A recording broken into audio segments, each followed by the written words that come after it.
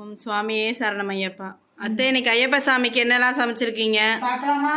வாங்க பார்ப்போம். நாங்கள் இன்னைக்கு ஐயப்பனுக்கு சாப்பாடு, வெள்ளை சாப்பாடு. இங்கே பாருங்க, எல்லாரும் என்ன கத்திரிக்காவா முருங்கைக்காயா போட்டு வைக்கிறீங்கன்னு கேட்டு சொல்லியிருந்தாங்க. அதனால இன்னைக்கு முள்ளங்கி போட்டு சாம்பார் வச்சுருக்கேன். சரி, வாரத்துக்கு ஒரு வாட்டி நம்ம எடுத்துக்கணும் முள்ளங்கி. காலிஃப்ளவர் எல்லோரும் எப்படி தொட்டுக்க வைக்கணும்னு கேட்டிருந்தாங்க. அதனால் நான் பொரியல் பண்ணிட்டேன். அப்படியே காலிஃப்ளவர், வெங்காயம், தக்காளி, கருவேப்பிலை, கொத்தமல்லி எல்லாம் போட்டு காலிஃப்ளவர் வறுவல். இது பாருங்க, சவுசவு கூட்டு. இது எப்படி பொரியல் பண்ணணும்னு ரொம்ப பேர் கேட்டிருந்தாங்க அம்மாவில். அதனால் நான் கூட்டாகவே வச்சுருந்தேன்.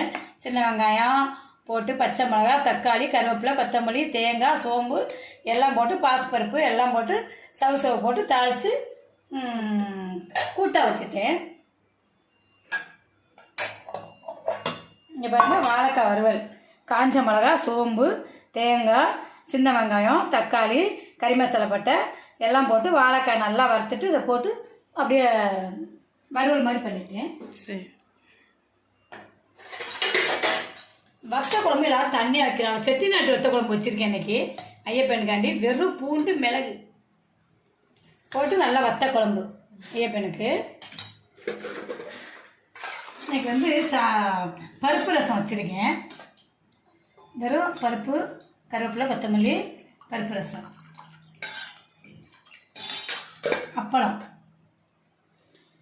முந்திரி, திராட்சை, வெறும் நெய், பாயாசம்.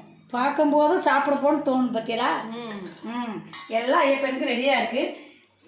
சாமியை கூப்பிட்டு சாப்பாடு போட வேண்டியது. சாப்பாடு போட வேண்டியது எல்லாம் புறமா தான் இருக்குது. சாப்பிட வாங்க. இதே பார்த்துட்டு எங்கள் வீடியோவில் கமெண்ட் பண்ணுங்க.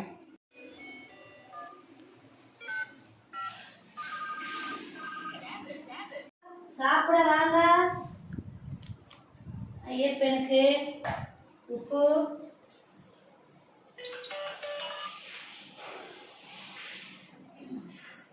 கூட்டு, தொட்டுக்க, வாழைக்காய் வறுவல், அப்புறம் பாயாசம். இதுதான் மெயினே ஐயப்பனுக்கு.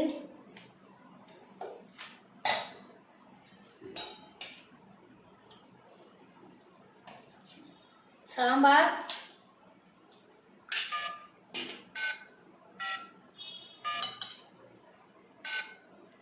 வத்த குழம்பு, நெய். ஐயப்பனுக்கு எல்லாத்தையும் இதுதான் மெயின். தண்ணி.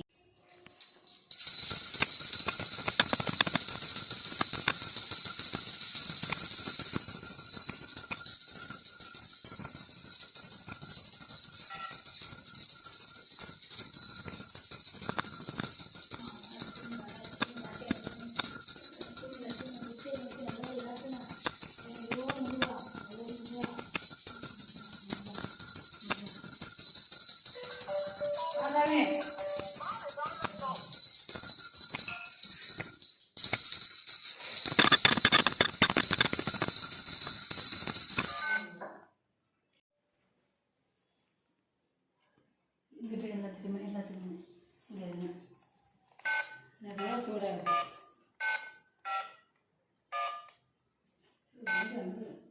போதும்.